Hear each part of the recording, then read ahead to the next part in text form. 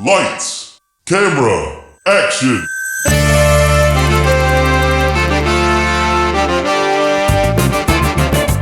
When a script is written that is so bad, no one will film it. These brave podcasters will bring it to life just so they can mock it. This is Table Reads. So the movie's kaput, which means your script ain't worth the buffalo shit on a nickel. Table Reads with Shawn McBee and Trevor Thompson. You know, Trevor, I think my favorite part of that new intro is that it refers to us as these brave podcasters. It's not brave. Yeah. Because what we're doing, we're not brave. It takes courage to hide behind our microphones and make fun of people more successful than us. It's the middle of the day and we're in a room where the curtains are drawn. We are cowards. It's true. And the curtains aren't drawn for any sort of sound thing or light. It's because we're afraid this screenwriter is going to see us through the window mocking him and come beat us up. He sounds like a tough cookie. So this is part 4 of Termite Terrace, the very revisionist history of Looney Tunes, and fictionalized, where all the characters have fake names for reasons that we really don't fully understand. Yeah, because they can still use like Looney Tunes names and cartoon names and stuff like this, but the people's names, no. It's just all very confusing. So let's just go ahead and get caught up. Previously on Table Reads. Pete, now co-running his own animation unit with Landy, has discovered that Landy is not dying as he claimed, but was using that as a ploy to get the higher paid director job. Meanwhile, Pete has won the heart of Dot and married her. Mostly from saving her from some cops during a union strike, like a superhero. He's John McClane now.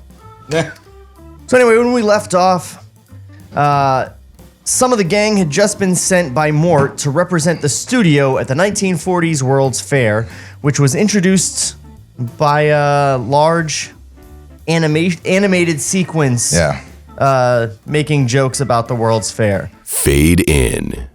Exterior World's Fair evening. A real crowd at the real fair, with Pete and Clark among them. Clark is very hungover, and Pete steadies him as they cross the bright plaza. Hold on, dude. Okay. Who did this to you, Clark? Girl from the Belgian pavilion. She had this brandy of the future. It ages you, right? What? Curb here. They step onto the sidewalk, and Pete shepherds Clark into the Van Brewster floor wax building. It's another streamlined wonder, with cutout Warner cartoon characters happily wielding mops on the roofline. That's weird. Mops? Yeah. On the roof? Who mops a roof? Looney Tunes character. I guess so, yeah. Interior, Van Brewster Pavilion. The lobby is decorated with murals of happy families and Warner cartoon characters using Van Brewster floor wax in the home of tomorrow. There are doors to an off-screen auditorium with signs reading, Looney Tunes Cartoon Carnival. The signs have voices. Occasional laughter leaks from inside. In the lobby, a few people in big head costumes circulate, greeting kids. A Daffy, a Porky, a Sylvester. The animators meet the public too. Ned flips pencil drawings and talks to teenagers. Nearby, Jerry praises a little kid's crayon drawing of Porky. Slim, with a film can under his arm, comes over to Pete. Hey, Pete! Pete leans in to read the button pinned on Slim's lapel. What's this? I have seen the future? Yeah, General Motors exhibit. Look what I got! That's fresh from the lab. You ready? Interior projection booth. In the pavilion's projection booth, Slim and Pete give the film can to the projectionist. A cartoon is running. The antic music and projector noise drown out their voices. Interior, I'm really glad I didn't take the time to get special music for this script. Yeah. Because it does not deserve it. No, I was thinking in episode 1 to myself, boy, it'd be nice if we could play Carl Stallings music. No, it would not. No. It would very much not. In fact, you know what? Let's take a moment to reflect on this lovely sort of Whatever this is Irish supposed to be. countryside music. Yeah. I think it's perfect because this script doesn't deserve better. No. Not at all. Interior auditorium. Pete and Slim enter from the lobby and stand at the back of the full house. On the screen, a live-action short is playing.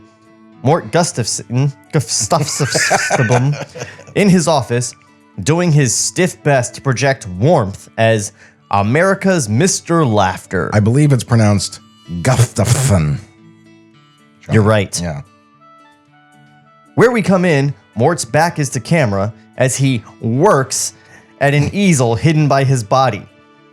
By the way, just for the records, this is a Disney thing. Schlesinger never did this. He never pretended to draw for the public or anything. That was a Disney thing.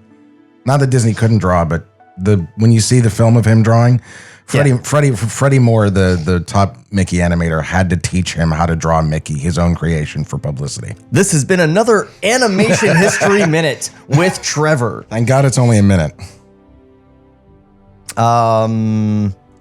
Where we come in? America's Mr. Laughter. Where we come in, Mort's back is to camera as he works at an easel hidden by his body. He turns and talks to the audience, revealing a drawing of Daffy Duck. Hi, come in. I was just putting the finishing touches on my friend Daffy here. You know. Ha, ha, ha. It's his attempts chuckle. chuckle. Ha ha ha ha. I like to do Paul Rubens from 30 Rock. Ah! It's good to laugh. You know, I get letters from all over the country. People asking what kind of wacky scrape Daffy is going to get into next. Slim points Pete's attention along the back wall to the other lobby doors, where Mort, in person, stands with some big shot looking visitors. Pete and Slim exchange looks. Here goes nothing. On screen, Let's sit back and laugh with another Looney Tune adventure. and a cartoon fills the screen. The Wild Hare, with Ooh. Elmer Fudd telling the camera, "Shh, be very, very quiet. I'm hunting wabbits." Now, I know what you're thinking, Sean. You're thinking, God, that was not a good Elmer, and I'm ashamed of myself. And I know you are, and you should be. But you literally gave the Elmer that is deserving of this script. It was appropriate, Thanks. I think. It was also my best. Also, it's my birthday. Go fuck yourself. Be very, very quiet. I'm hunting wabbits. For the record, my Elmer's horrible too, so. He should be the easiest voice. But he is a voice that even Mel Blanc didn't do for Yeah. many, many years. Yeah, for 20 years, actually, after he died. Angle on Mort, thinking, wait a minute, while on screen, Bugs emerges from a rabbit hole, munches his carrots, knocks on Elmer's pate, and asks him in his new true voice, Which is actually different in the actual thing, but whatever. Yeah. What's up, Doc? "Shh, I'm hunting wabbits." Yeah. What do you mean, wabbits? You know, wabbits. Wabbits. A first laugh from the crowd and a wave of relief on Pete's face. Can I just say, interrupt here, what's up, Doc?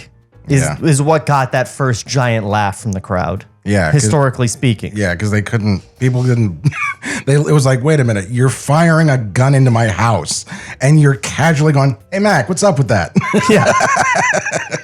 What's up, Doc got uproarious laughter. That is why What's Up, Doc became his catchphrase. Yeah. It wasn't written here as a catchphrase. Because here it would be like, if this was true, then Elmer's catchphrase would be, wabbits, wabbits. And he'd be saying that all the time. All the time. Although it maybe it did because it named a series. Wabbit.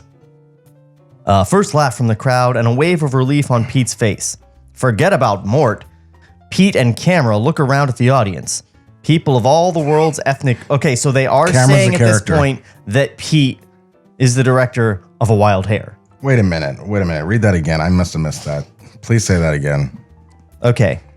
A first laugh from the crowd and a wave of relief on Pete's face. Forget about Mort. Pete and camera look around at the audience, people of all the world's ethnic groups laughing as on screen Elmer confers with Bugs. So he's relieved because he was told not to make a rabbit cartoon. Now we have a wild hair on screen, and Pete is like, whew, it's going over well. They're not explicitly saying that he directed I think it. they are. They're not Wait it out. explicitly saying Wait that. it out. I bet he gets yelled at for directing this cartoon or Okay. something. All right. It'll come up. Pardon me, but you look just like a wabbit. Come here. Listen, Doc. Now, don't spread this around. But, confidentially, I am a wabbit! A big laugh. I did deliver. Yes. How's it feel? Feels great. And his survey. You know what? You're right, Sean. That's where they're going. Because if Clampett is looking to Chuck to be like, hey, how's that feel? You got your first big laugh and you're not your picture. Yeah. You're right. I think this is How's going in that feel direction. watching Tex succeed? Yeah. Jesus. Yeah. I think I'm with you now, Sean. I think that's where they're going. Jeez. And his survey of the audience turns up a kid of about 6 loving the cartoon, looking like a 6-year-old Pete watching Felix the cat in a barn. You see this? People from all over the world, and they're not even killing each other. Think you got it now. Got what? X, the unknown. People like that. But Mort doesn't. We see him burn as he ditches his guests and goes into the lobby, while on screen, Elmer Fudd goes into an angry tantrum. Wabbits! Guns! Wabbit twaps! Wabbits! Wabbits! Wabbits! And the door behind Pete and Slim opens up, Mort gesturing them angrily into interior lobby. Mort, steamed, talks as quietly as he can to Pete. You son of a bitch! You're running the studio now? No, sir. Mort. Oh, I'm sorry. That's Slim. Mort.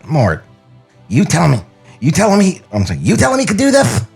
A wave of laughs from the auditorium off screen. Yeah, and I was right. You hear that in there? That's called laughing. Yeah, how wonderful. Laugh at this. You're fired, pal. He's fired? You want to go with him?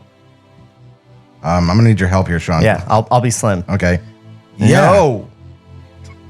You know something, Mr. Gustafson? I don't think you know what you've got here. These guys, He points around at some of the terrace guys meeting the public in the lobby.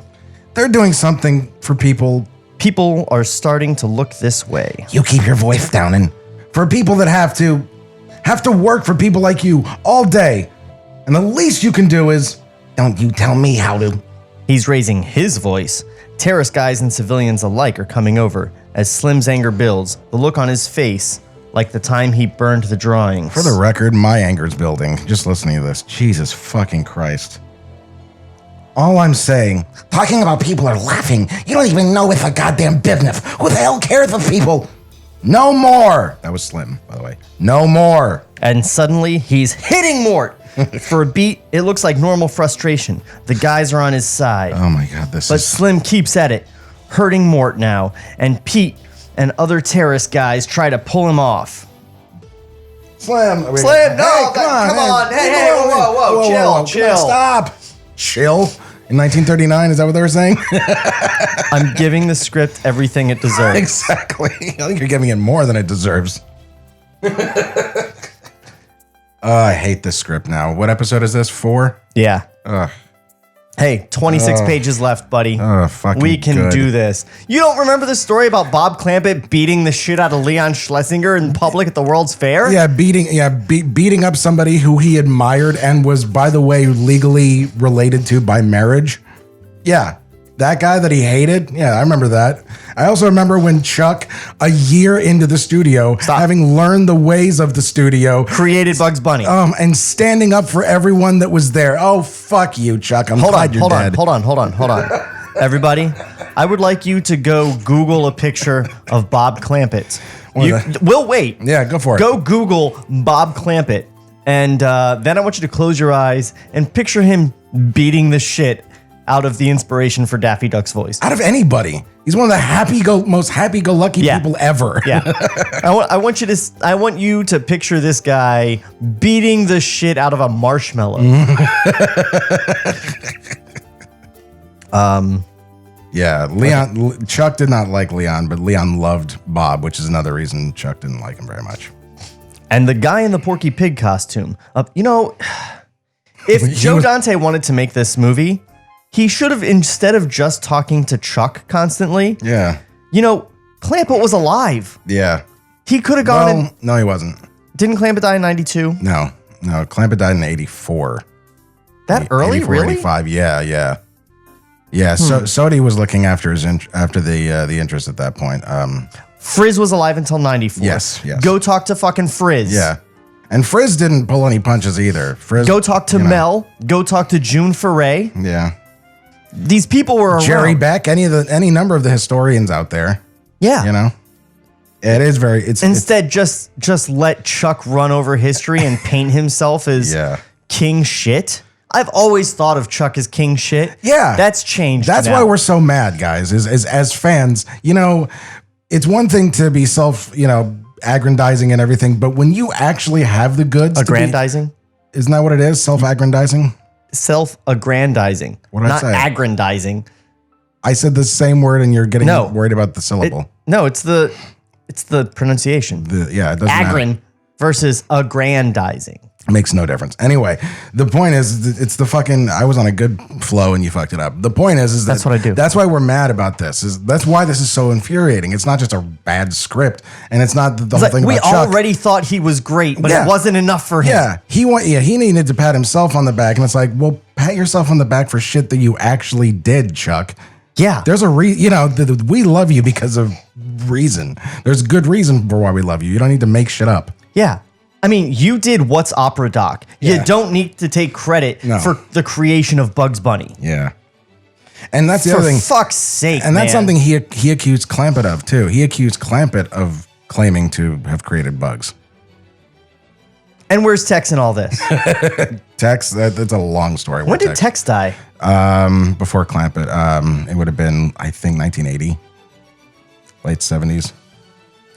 Yeah, Tex had a very sad ending to his life. In fact, he was working at an advertising agency, and when Kool-Aid came to, was the new client for that ad agency, they walk into the animation department, and Tex is standing in there, and someone goes, "All right, so Bugs Bunny is going to be doing this next Kool-Aid ad. Is there anyone in here that can draw Bugs Bunny?" Yeah, those were Tex's last years. It wasn't great. Wow. Just want to give you a little bit of kudos here. While you were telling that story, I was looking up both Clampett and Tex, and you got both their years of death correct. 1980 and 1984, respectively. Wow. I am the Looney Tunes critic. Well, I wonder if I got Frizz's year right. I think it was 94. Yeah, we better not forget those years when Chuck and Frizz died, because we remember the day. That's like that generational thing about the Kennedys, about when Kennedy was shot. Yeah, 95 for Frizz. It was 95 for Frizz and 2003 for Chuck, I want to say, because we were making The Process at that time. I remember actually you woke me up. When you type in Chuck Jones on IMDb, it says actor Gremlins. He did play Mr. Jones. 2002. Okay, yeah. It's just weird. Like, that's usually the thing that you're most known for is the thing that comes up in the suggestion. Yeah. Nobody typing in Chuck Jones is like, who is that iconic guy sitting next to Billy? That guy drawing in the bar. Who was that? No, Billy was drawing. Chuck was just watching Billy draw, and he goes, "Yes, you're doing very well." No, but wasn't it a Chuck drawing? No, it was Bill. No, in Gremlins, remember that fucking the lady who owned the town, that shitty bitch who dies later with the stair chair thing. Right. So Billy is drawing a picture of her as like a she monster. Yeah, no, I know that it's Billy drawing, but I thought that it was actually a Chuck drawing that was being passed off as his. No, but that would have been better. All right, where the fuck are we in the script? I wonder. But angle on the wildly fighting Slim shows us a face cut. Oh, no. Because we did that. They're all breaking it up, and then the the fight. guy in the Porky Pig costume, a big kid under there, jumps in to help pull Slim back. But Slim, looking more unhinged than before, wheels around, looks into the face that he's drawn 10,000 times, and snaps, fiercely lighting into the fuck you, fuck you, fiercely lighting into the kid, freeing the frightened Mort, but scaring the terrace guys even worse. Bob Clampett beating the fuck out of a mascot now. A Porky mascot. Yeah. Yeah. Oh, more breaking up. Slim, come on! It's just a kid in No, a shoe. no, come on. Let go. Oh, It's Porky. Don't you love Porky? He's not wearing pants. But angle on the wildly fighting Slim shows us a face cut off from reality. A moon of frustration over that I have seen the future button. Exterior, pavilion, evening. As World's Fair security guys rush to the building and the evening fireworks show casts its acid glow overhead, and we fade to exterior, Pete and Dot's house, dusk. Establishing a small house in Whitley Terrace, a fixer-upper in the process of getting new paint, lawn, etc. Pete pulls up in his car and gets out, carrying his portfolio, looking beat. Interior, house, entryway. Dot is a few months pregnant. She lets Pete in, greets him with a kiss. How'd it go? You didn't kiss me, bitch. Pete shakes his head. Follow them to the half-furnished living room That wasn't dialogue, by the way. where he sinks into a chair. I saw the guy at Disney. He was nice. They're just not hiring right now. Even the guy who single-handedly created Bugs Bunny? Are you serious? Sorry, that is not dialogue. No, but it should be. You'll get something. Supposed to see Universal Thursday. I don't know. I talked to that place. What did they say? Said he's stabilized, quote unquote. Can we visit him? Soon. You know the last thing he said to me before that all happened? He said that I had X, the unknown. Is that good? I wonder. You know, for a long time I came out here, all I wanted was to be just like him. I don't think it works to be just like anybody. Pete looks at her, nods as we dissolve to exterior Warner's lot, day. Mort Gustafskas. And why does Jack Warner? I'm sorry. Jack Warner's in this fucking script as Jack Warner. Which we said in episode 1 probably did. wasn't going to happen. Sorry. That's right. We did say that.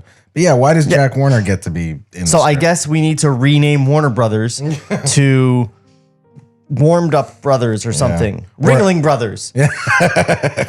Or Warmer Brothers. Like in that, there was a Daffy Duck cartoon where they did that. Okay. Exterior Warner's lot, day. Mort Gustafskas is walking down a studio street when... Hey! Gustensen. Yeah, he says it wrong. And He does say it wrong. Good. Hey, Gustensen. Mr. Warner. He runs into Jack Warner, 48-year-old king of Hollywood, going twice as fast in the opposite direction. Walk me. Mort reverses course, hurries to keep up. Took my grandson to your show at the World's Fair. This kid, I'm telling you. You take him to gangsters, he cries. You take him to musicals, he goes to sleep. Anyway, you're one with the rabbit now. He loves that. Wouldn't shut up about it. The one with... I mean, I gotta laugh too. He's... Keep the carrot, right? Oh, sure, the carrot. That's... So, more of those. And then you have another thing. And then you have another thing, because I'll tell you, the mouse is great, but nothing goes on forever. The mouth? Yeah, you know. He spots another employee. Curtis, come here. And leaves Mort to his own devices. Interior, Mort's office. Hating to do it, Mort makes a phone call. Nugent? Listen, I'm thinking of doing some more pictures with the rabbit. I'm wondering if you'd like to come over and... What? Well, people like them. Grits teeth. Yeah, congratulations to you too. Very much. Anyway, if you'll get in here... What? He dislikes this next part so much it's barely intelligible in the first time. If taking over in Slim's room?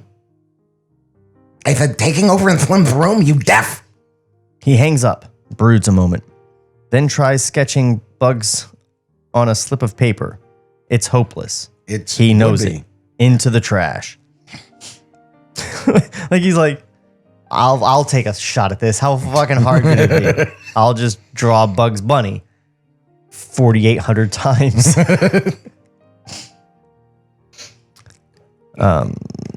Exterior, sanitarium, day. So, hey, no, hold on. Enough Metallica. Was Bob Clampett ever hospitalized for the crazies? I don't think so. But I don't know. Pete and Dot, in their car, pull up outside a sanitarium near LA, a big old building on rolling park-like grounds. Interior, Slim's room. Pete and Dot come to the doorway. It's a small room with spare furnishings, no decorations, and a window on the yard. Slim, in street clothes, sits on a chair beside the bed. Though he's no different physically, he seems diminished since we saw him last. A little quieter and more hesitant. With a deep, brooding anger and violence that came out of fucking nowhere and was completely unmotivated. Yeah, because I've been playing Slim the way Clampett has been perceived, for over the years as a happy dog, like just excited to see you. And I'm realizing now I'm completely doing it wrong because this character is not that. Do you recall earlier when we said how this was a perfectly competent script? Sadly, yes. That is gone now. Yeah. It's not competent because a competent script motivates changes in character. Yeah, there's no reason for Slim to suddenly be mad at Pete. Yeah, you had Landy. He was congratulating him about he was about laughter 10 pages ago. Well, you had Landy being mad at Pete for a little while for no reason. Yeah. There were a couple scenes where Landy didn't like Pete or his success and relished Pete's failure. And then they're partners and he's like scamming Pete. Yeah. Not out of any bad feelings, but just because that's what he does and had done to other people with his fake, I'm dying story. So not only was that unmotivated, but then it just went away with no resolution for the unmotivated feeling. So now you have Slim out of nowhere beating up Mort for nothing. There was no motivation for him to get that angry. It's paint by... And let alone to turn it on to Porky. Yeah. I think the guy had his 3-act structure laid out, and he's like, "Oh, this is the page where That's something's literally supposed what I was to about turn." to say. It's paint by number screenwriting. It's the conflict has to happen now. So and now, I don't feel like going back and laying the groundwork for a conflict. Right. So I'll just make him beat some people up at the World's Fair. Based on a true story. Go fuck yourself. Oh man, I'm really glad Joe Dante didn't get this made. Yeah. All right.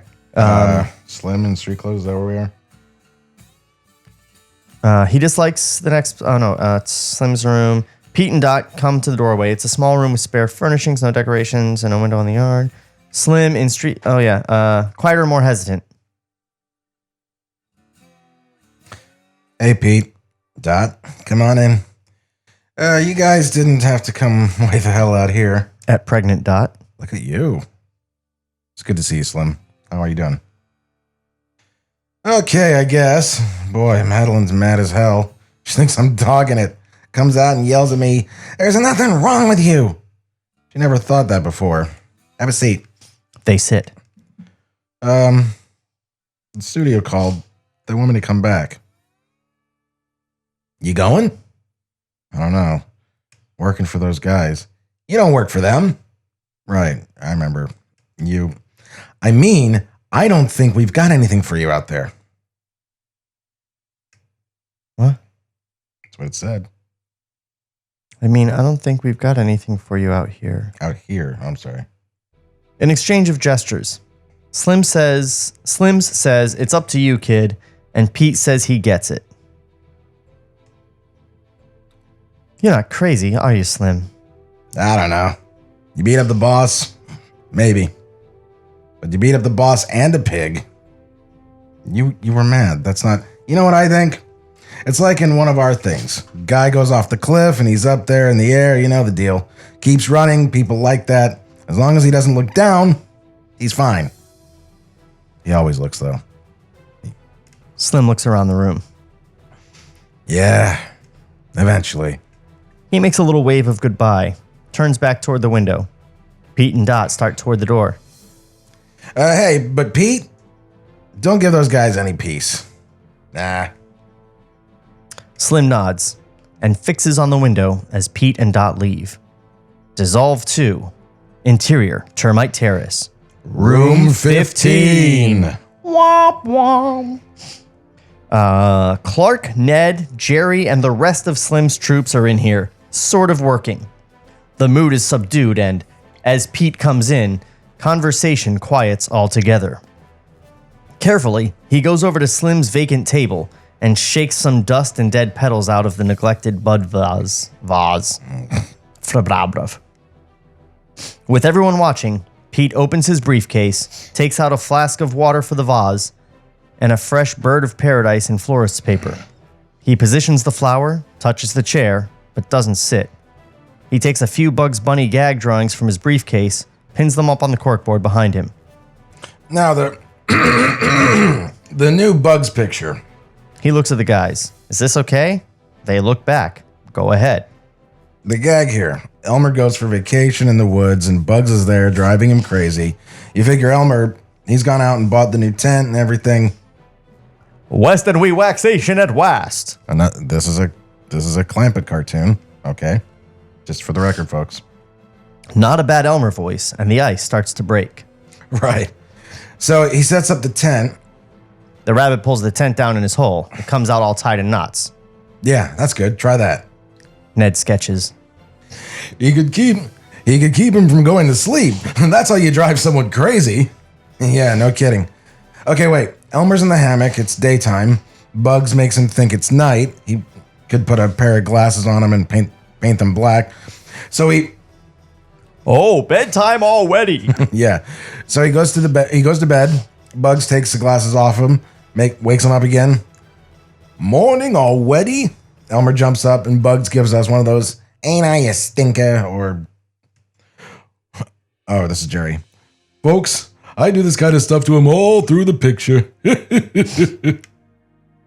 Yeah. He takes Jerry's past-forward drawing, Bugs painting out the glasses of the sleeping Elmer, and pins it up. Sold. Ad-lib talk and sketching continue as we... Oh, that's great. Yeah, here's a drawing of a... Pete's awesome. Oh, Yeah. We all suck. Oh, yeah. Man, I wish I could be like him. I wish my dick was as big as Pete's. I guess that's why we call him Peter. Exterior, Warner's lot, evening. The end of the long day. One day, Pete will be asked to leave this lot for lambasting Space Jam. Pete, bushed, gets in his car, drives toward the exit. Exterior, Coenga. Cahuenga, thank you, former LA resident. Yes. Exterior, Cahuenga Pass, interior, Pete's car, night. Hurrying home through the half-developed countryside, Pete hears a distant sound, eerie, off-key. Then hears it. Oh my God, does he get abducted by aliens at this point? That would be fantastic. I mean, if you're going to go revisionist history, go big. I mean, for a third act twist, that would fucking nail it. You see Chuck Jones talking to the screenwriter and being like, and then guess how I met Marvin the Martian?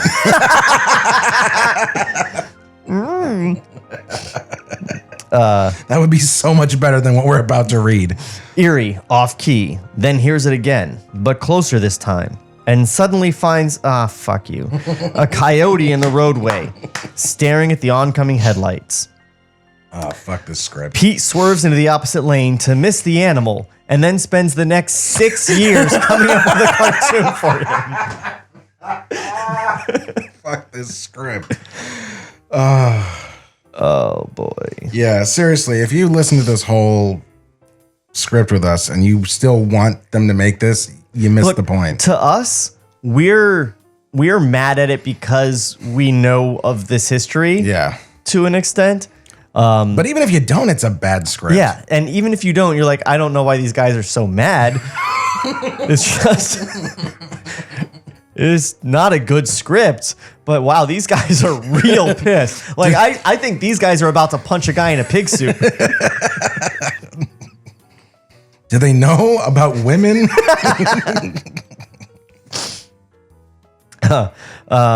To miss the animal, which runs off the road and onto a low rise, where he stops to howl, silhouetted by the low moon. Pete watches, mesmerized, but the coyote takes off over the rise and is gone. And Pete is hit by a car. Do you know what this reminds me of at this point? What? You remember when Shakespeare in Love came out and someone made the short film parody of it, George Lucas in Love? Yeah, George Lucas in Love, yep. This is what that reminds me of. Where like there's a girl who has the buns on her head, and he's got the asthmatic roommate who's tall and wears all black. Yeah. That was a really good little piece.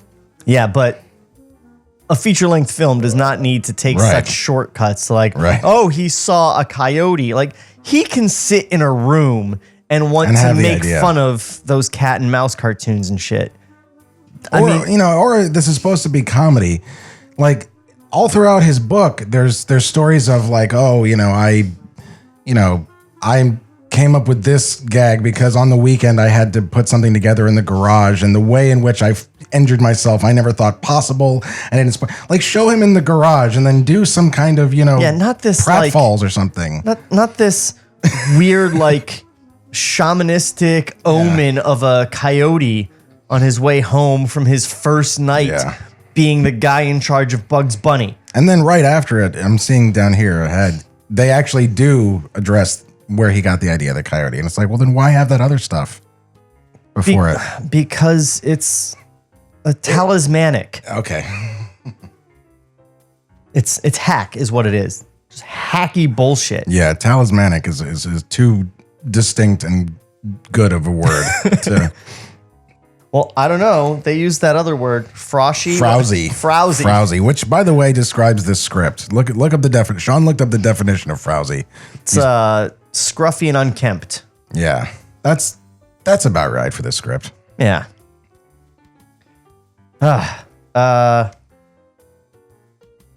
Mesmerized, but the coyote takes off over the rise and is gone, like us. Table Reads will return after this brief word from our sponsors. What's up, docs and docettes? Trevor Thompson, the self-appointed Looney Tunes critic here, and if you like old cartoons and watching online reviewers dissect them, then you probably said the same thing I did about 2 years ago. Hey, what the fuck? Here, watch your language, you bud. We're on the air. No, I said, why the heck isn't there a Looney Tunes critic? I mean, nobody's devoted strictly to Looney Tunes Merry Melodies, and whenever people do review that stuff, half the time they get it wrong. And they're all millennials, too, so everything before 1985 is racist. Ugh. Well, I'm the guy you want anyway. Every Saturday morning, I do a brand new commentary of a Warner Brothers short. All throughout the month, I do video essays examining the history of these cartoons. And every few months, I do a full-length review and or interviews with people who worked on Looney Tunes projects. Catch my videos on youtube.com/FerrisWheelhouse2 or just use the hashtag Looney Tunes Critic. And now, here's Eric Bauza, the new voice of Bugs Bunny, to bring this commercial home. You've been listening to Trevor Thompson, the self-appointed Looney Tunes critic. Ain't he a stinker? Lights, camera, action. So the movie's kaput, which means your script ain't worth the buffalo shit on a nickel. Now, back to Table Reads.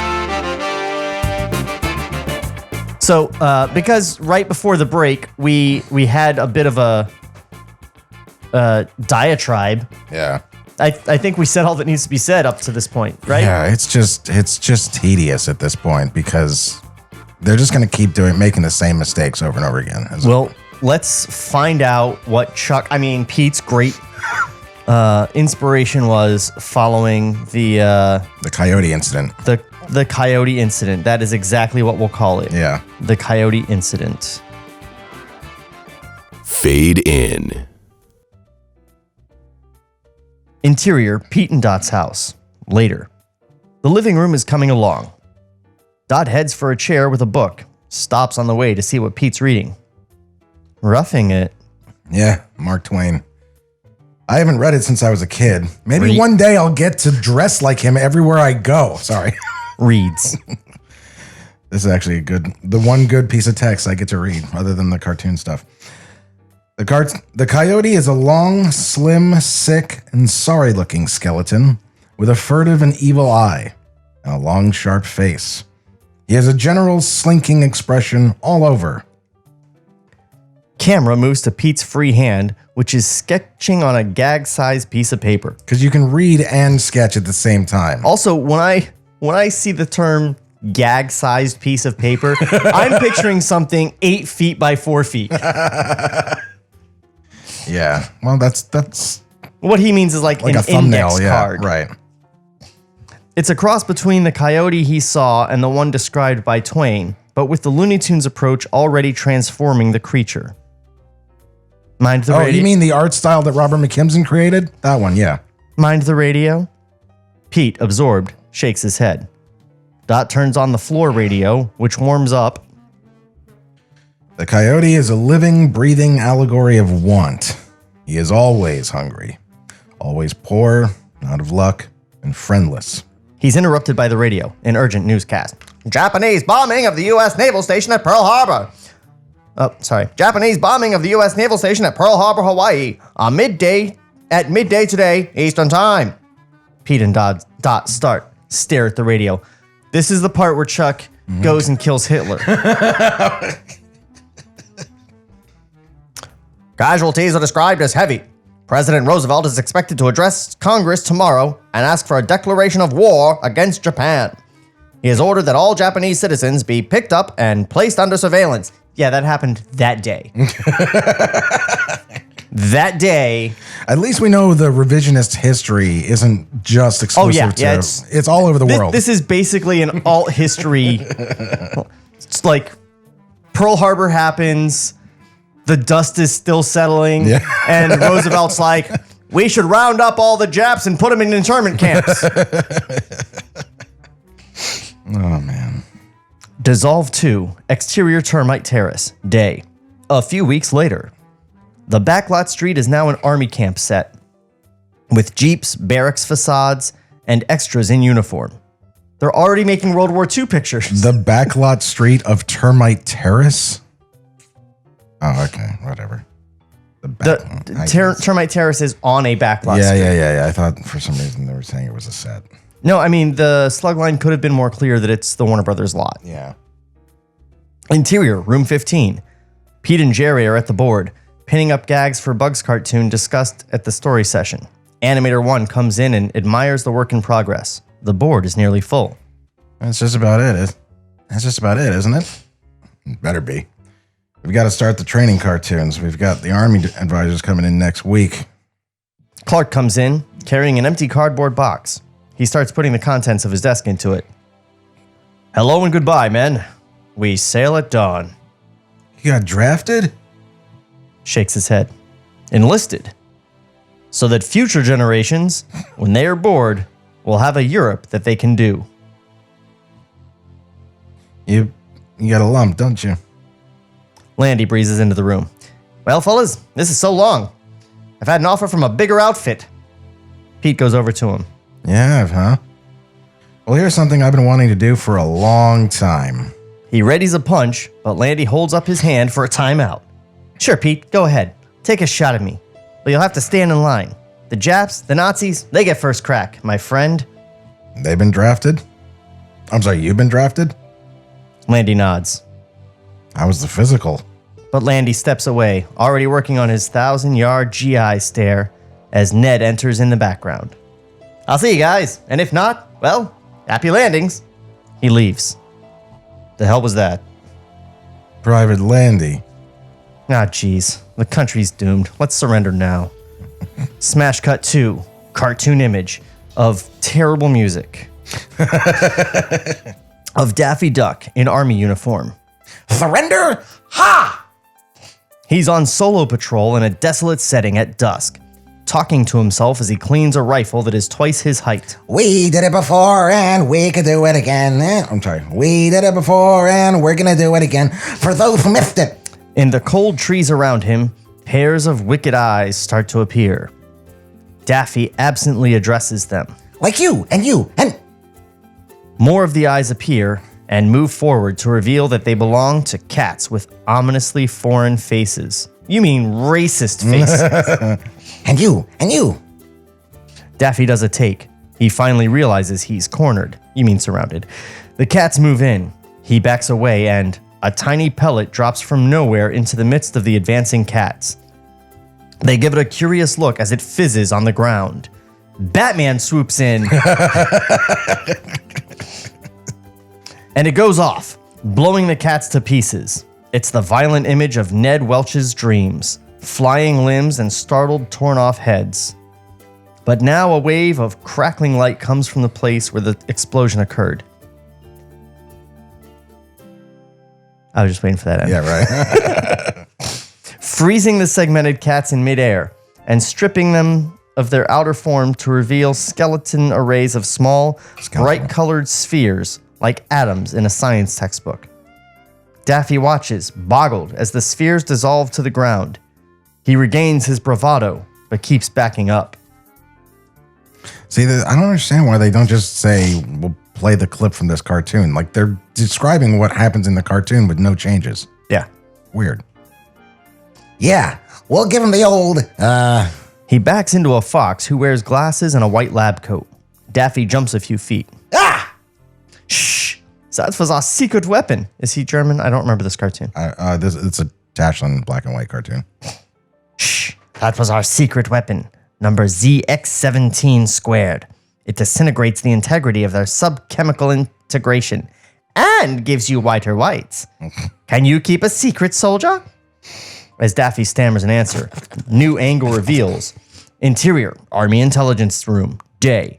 Back in live action, 3 U.S. Army intelligence officers watch the cartoon on an office wall.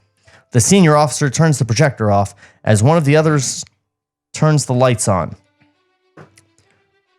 I don't know. Wait, I've been told. I don't want him to know which cartoons we're concerned about. It could be coincidence. But if he knows something and he's holding it back, he hands the junior men a photograph of Ned Welch. Can you do him as Foghorn Leghorn? No. The psychological profile will tell us all about it. Cut 2, exterior Termite Terrace, day. The backlot street looks different again.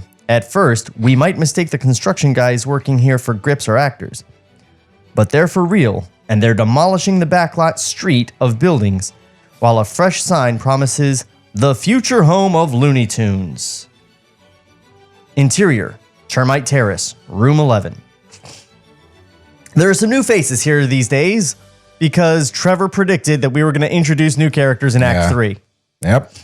Unfamiliar artists replacing those who have gone into the service, but a number of our gang are still around, including Jerry, Ned, and Chris.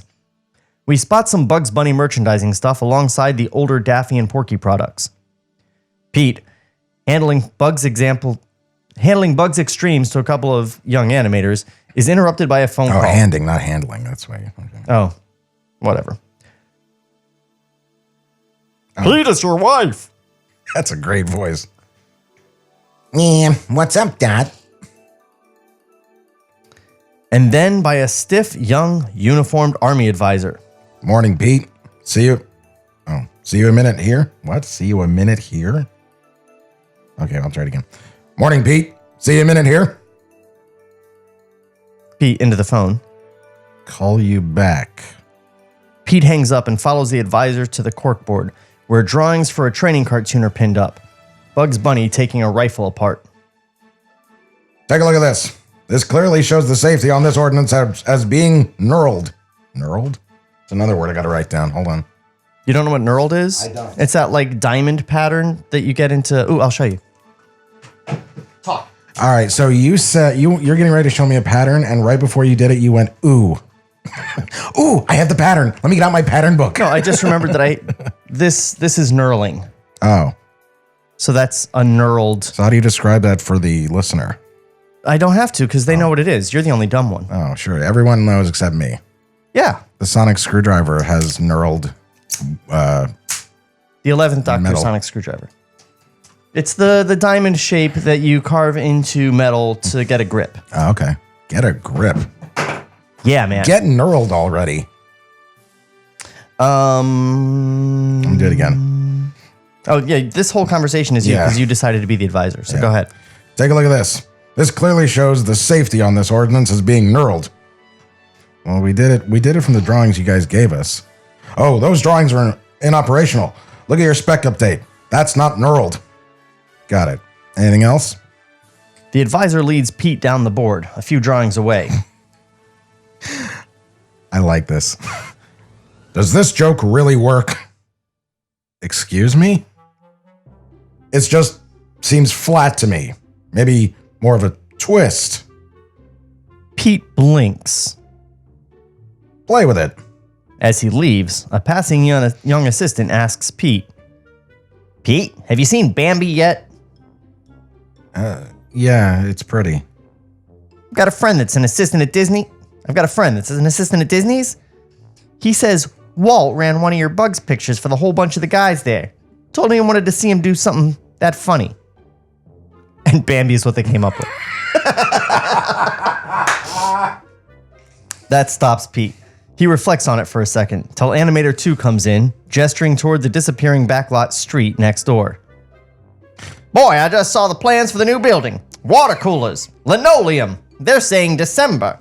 It's Animator 2. I don't remember what voice I did for him before. Animator 2 is John Mulaney. This was at 9 in the morning.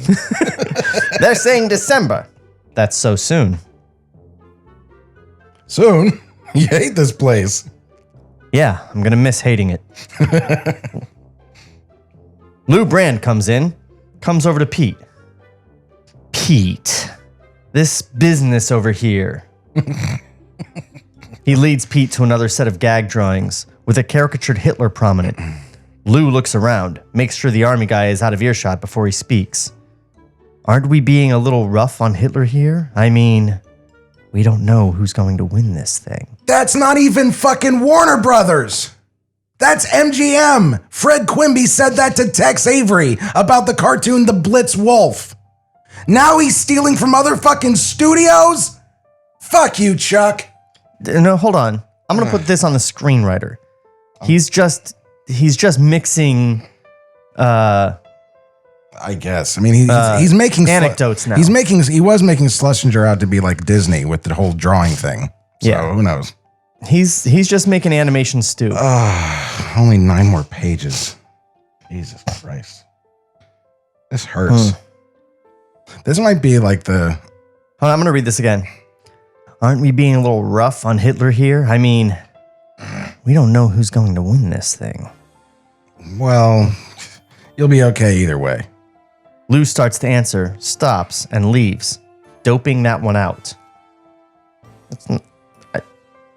How do you make words? That does it. I'm enlisting. Coward. Sheila comes in. I love that. I like Ned. He's my favorite character. Yeah. Sheila comes in. Maybe we'll figure out one day who Ned's supposed to be. Ned, there's some guys here to see you. Thank you, Nancy. I'm sorry. She's Janine Melnitz. Yeah, I know. He follows her out. That's true. Yeah, Nancy's more of a ha ha ha ha. Nancy would have been like, Ned, there's some guys here to see you. It's only funny for me, but oh my God, it's so accurate. I got to do more characters as Nancy. It's one of my strong suits. You and Jay Moore, man. I remember Jay Moore talked about that a lot where he's like, oh man, I know He knew Nancy? No, but he has so many impressions of people that only he knows. Yeah. He's like, there's like 5 people that if they just got famous, I'd have an act.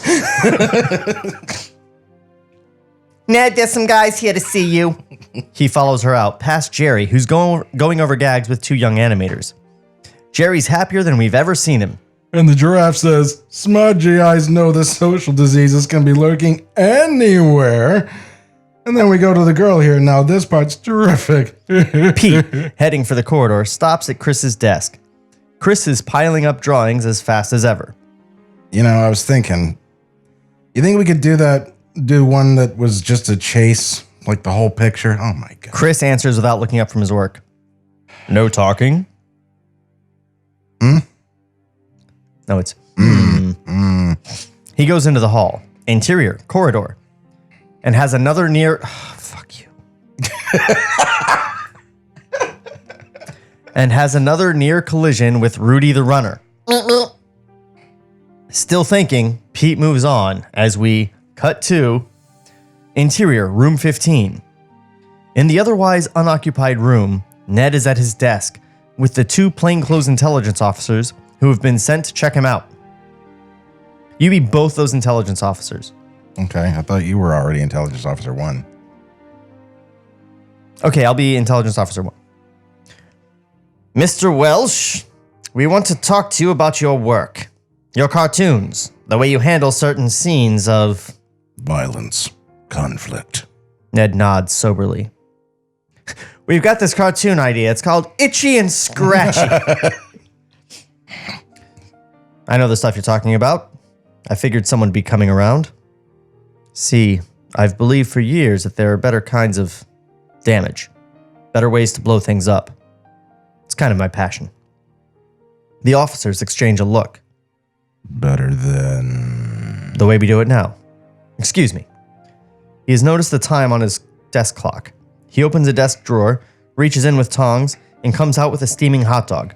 The intelligence officers are distracted by this, but try to keep up the conversation. And you know about a better way? I've got lots of better ways, not just one.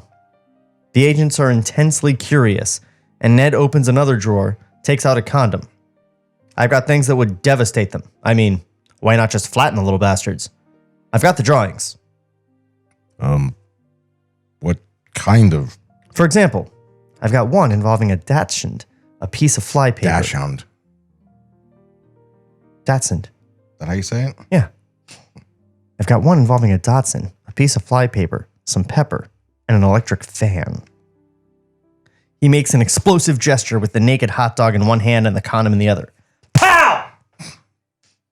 The wicker basket from upstairs appears outside Ned's window. He puts the condom on it, takes the money off it, opens another drawer, gets a bun for the hot dog. How big a piece of flypaper are we talking about? Same size as the Dachshund. 6, 7 feet, you know. 6 feet? Sure, but geez, leaving here, I don't know. The officers look even more confused than before. Ned puts the weenie in the basket, tugs the string. The basket levitates. You boys are from Disney's, aren't you? I can tell by the suits. That's a good line. All of this is great. Yeah, stuff with Ned is all good. Yeah. With Cal, yeah. Yeah, Ned's the greatest. He was, according to Chuck. Cut 2, exterior, Backlot Street, day. On the Backlot Street beside Termite Terrace, the ribbon-cutting ceremony for the new animation building is taking place. It's a well-attended affair, with Terrace staffers, studio execs, and reporters and press photographers. Jack Warner, golden scissors in hand, introduces Mort. Pleasure to introduce America's Mr. Laughter, our own Mort Gustafson. Thank you, Mr. Warner. You know... But Mort's remarks are interrupted as an adorable depression-waif kid in the Jackie Coogan mold comes running up to him with paper and pencil. Mr. Gustafson, would you make a picture of Porky Pig? They actually spelled it Picksure. Yes, picture. Awes and a little applause from the crowd. Aww. Mort smiles sickly, demurs. Of course, son. Later. But the kid persists. It's not for me. It's for my little brother. He's awful sick in a hospital, and the medicine costs a terrible price, and it's his last wish and all. This is so bad. Sorry. Yes, well, later I'll, Please, mister. Mort finally gets hot under the collar. I said later. And involuntarily lifts his hand as if to hit the little pest. The kid, a trooper, spelled with a U for some reason, takes full advantage of the moment, going into a flinch and bursting into tears. On the flinch, all the photographer's flashbulbs pop. What the fuck is this? I have no idea what this is even supposed to be. What the fuck is this? I don't even know. Like, this guy ran out of anecdotes and was like, fuck it. Leon Schlesinger hits a kid. Where's the Mr. Laughter thing coming from? The America's Mr. Who knows?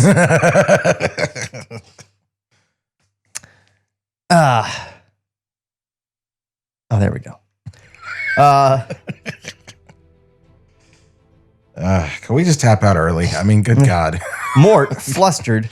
We've got 8 pages. Yeah, too many. Mort, flustered, makes nice with the kid, but we can just see the photo in tomorrow's papers. The poor kid recoiling in terror from Mr. Laughter. Jack Warner's expression tells us he can imagine it too. Angle in the crowd finds Pete and Jerry, enjoying the action and speaking Sato voice. Where'd you find the kid? Republic, $10 plus lunch. Jerry hands Pete a few bucks. Cheap at that price. Cut 2, exterior, army base, day. A busy army camp somewhere in the U.S. Just somewhere.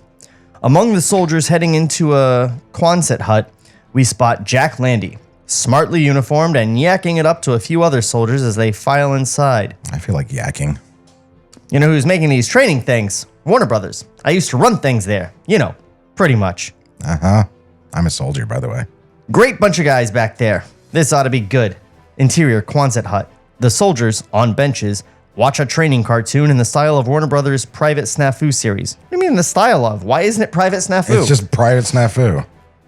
On screen, a platoon of cartoon soldiers marches in neat formation. Where have we seen that before? A platoon of cartoon soldiers? I think that has, Toon Platoon, yeah. But wait, who's this? At the rear of the platoon, an unmistakable caricature of Jack Landy is out of step, yakking at the guy next to him. Why, it's Private Looney. Landy's voice is perfectly imitated. So I says to him, "Oh yeah? You in what Navy?" Lousing things up for the whole platoon as usual. In the Quonset hut crowd, camera finds the real Landy, horrified. No, he's not a spy for Tojo. Tojo. Oh, I said Toho. Fucking Godzilla company. Start again. No, he's not a spy for Tojo. It just seems that way sometimes. On screen, Landy's alter ego is in a barracks, throwing stuff into his pack every which way. Looney can't find his field manual, so he helps himself to the other guys. As Looney swipes stuff off on screen, the guys around Landy watch him with amused curiosity. On a weekend pass, Looney just loves to impress the gals with inside stuff. Looney dancing with a girl at a USO hall. But we're all shipping out in August, so I figure you and I haven't got much time. As a suspiciously Teutonic-looking wolf nearby listens in. In the audience, Landy gets still hotter under the collar as guys point to him. We'll be showing you more of Private Looney's misadventures the next 12 films in this series. On Landy, mouthing silently, 12? Meanwhile, don't you be a Private Looney. There's no room for that kind of guy in this kind of army. And this could be a long war. Off Landry's increasing misery. Cut 2. Exterior, Termite Terrace, evening. Dot parks the Chevy at the curb, goes inside. No longer pregnant, she carries a sleeping baby in her arms. Where'd she get the baby? Holy shit. Interior, room 15.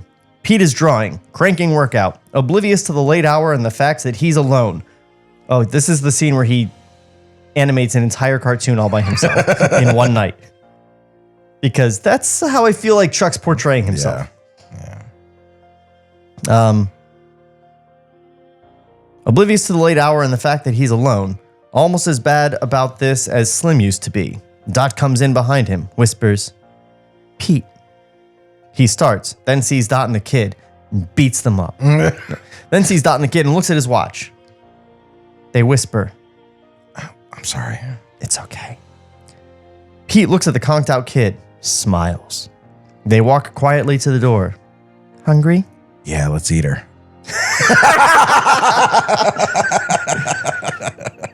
Sorry. "Hungry?" Yeah. Pete turns out the light. Interior, Termite Terrace, corridor. By the way, it said that Pete was surprised there when he said yeah. I don't know. Surprised that she wants to eat at the end of the day. Why is he hungry? Yeah. What? How could you have known that? Pete turns out the light. Interior, Termite Terrace, corridor. And camera holds, looking down the corridor from room 15 as they leave the room. We hear a final, thank God, final is the best word I've seen in the script. Voiceover letter home from Pete. Dear folks, that's all. No. Dear folks, they're tearing the building down tomorrow and opening a new one for us. The termites would have taken this one down anyway. He reaches into one room after another, turning out lights as they go. Besides, by a few years from now, I doubt anyone's going to even remember what we were doing in here. Other voices join in. The ghosts of Termite Terrace past, echoing in the corridor. X, the my unknown. best work will never be seen by the average Count public. your fingers. No shortcuts. My best work will never be seen by the average public. Scampy shrimpy. Pete and Dot recede from camera, the building falling into darkness behind them. But it was fun for us. Not us, the audience, just, us. As Pete, the guy. But it was fun for us and fun for people that were waiting for the feature to start. Which is funny. Sometimes the stuff you see while you're waiting for things turns out to be the best stuff of all. Pete and Dot go out the door in background as camera, still in room 15, pans across pictures of Bugs, Porky, Daffy. Anyhow, love from all of us. Stopping at Pete's table and moving in on his last drawing of the day. A bright-eyed, imperturbable Roadrunner. To all of you. And the Roadrunner in Pete's drawing animates, starts running, and speaks in Rudy the Runner's voice. Pete.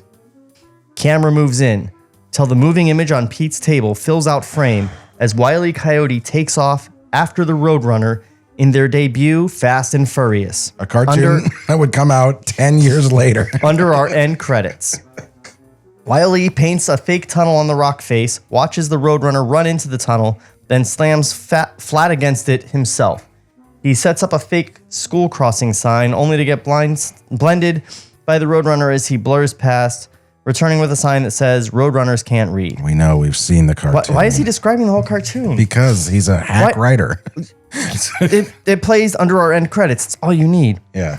As the cartoon and credits near their end, we pull back from the cartoon again to see that it's still playing on Pete's sheet of drawing paper.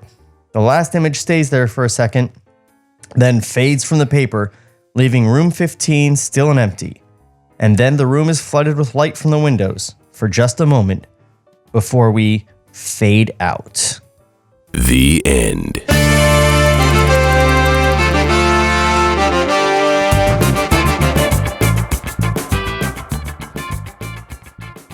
There's so much wrong with this fucking thing, dude. I want to just, from the, right away, point out this ending reads as if Wile E. Coyote and the Roadrunner are the apex of the Warner Brothers. All of this has led to the creation of the Roadrunner and Coyote. Yeah. That's how this really reads. If you want an ending like that, then end it with, Virgil Ross sketching Bugs Bunny for the first time or something like that. Because Bugs or even Porky, I would accept. But you're right. The Roadrunner and Coyote cartoons. Well, to be fair, they are Chuck's chief contribution. And he is the hero. Of original characters. Yeah, and he is the hero of this picture. I would say that his greatest contribution is in the reworking of Daffy from a Looney character to the smarmy character that we know. And even then, I don't even know, because there was a transition where it was like in the mid 40s to the early 50s where he was transitioning from being a Looney character to that greedy character, and he was interesting there. They got more interesting. You're halfway. Yeah. But then towards the end of it, he was just a piece of shit all the time for no motivational reason other than he's always that. That's true. He took it too far. Yeah, exactly. But as far as the characters he created... But I don't mean to demean what he created. No, I'm just saying from whole cloth. Right. obviously Roadrunner and Wile E. Coyote are the biggest. Yeah. To the point where he had to make 2 different characters out of Wile E. Coyote. Yeah, that's right. Yeah, Ralph Wolf. Yeah. Ralph Wolf and Wile E. Coyote, super genius. Yeah. Very different. One has a red nose, one has a black nose. Yeah. Marvin the Martian, he had 5 cartoons. Yeah. He was more popular as marketing than as a character. Yeah. Yeah. Marvin's like the Boba Fett of the Looney Tunes franchise. He really is. You know? Yeah. With his famous line, "He's no good to me, Dad." Yeah, right. Exactly. I think we've said all that we can say about this thing. I'm happy because, I love doing the show and I miss doing the show with you. And also, this is the first show I've done in your lovely new podcast studio. Hey, me too. So as cool as that is, I really want this to be over. Really. This podcast was created by Shawn McBee. For more, visit TableReadsPodcast.com. Cut to black.